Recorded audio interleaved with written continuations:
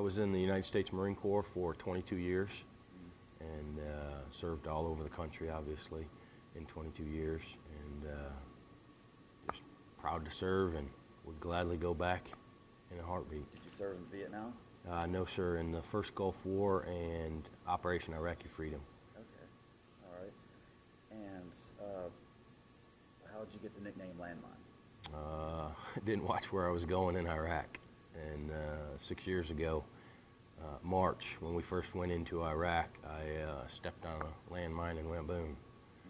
So, but Lord was watching over me, and I'm still here doing bigger and better things, and I'm sure He has other things for me to do in this lifetime. So. And as far as the Patriot Guard Riders, when did you get involved? I got involved about 2.5 years ago.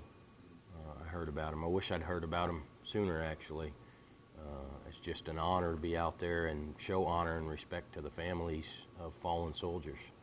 And really, that's what Patriot Guard Riders is all about, is honoring our service members and what they did for us and the sacrifices they made to keep our country free. And as far as your position goes, what would say your title would be? I mean, because you organize a lot of the... Well, I'm what's called the ride captain, but I'm now I'm the assistant senior ride captain for Western North Carolina.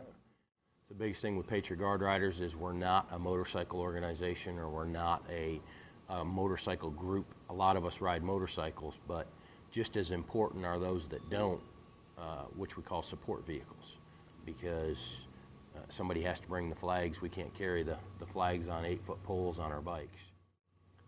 So, and a lot of probably, I don't know how much of our organization is motorcycles and how much is cagers or, support vehicles, but it takes the whole group to make it work. And really, to be a part of the Patriot Guard Riders, you just have to want to show honor and respect to our fallen service members.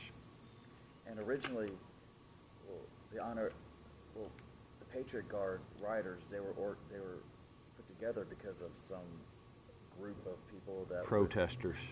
Yes, sir. Can you explain what the protesters would do? Well, what they would do is show up at military funerals and protest the war by slandering that service member. So a group got together and said, let's go ahead and we'll just show up at funerals when they want us to be there, and we'll stand there with American flags and block the family from having to see protesters. And this is a national program? Yes, sir. Yes, sir.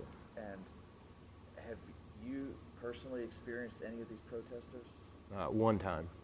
What we do as an organization, we are a non-confrontational organization, and what I mean by that is we do, just like I said a minute ago, we turn our backs towards the protesters and we hold our flags so that the family does not have to see the protesters.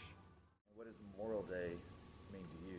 Obviously it honors it honors our fallen service members, and it really, I mean, Memorial Day is the true holiday that this country should really, really respect, and not for the day off of work and not for the chance to have a party at their house, or it's a true chance to go to a cemetery in the country, anywhere. Just go to a cemetery and pause for a minute at a veteran's grave and thank them, because we wouldn't be the country we are today without our fallen heroes.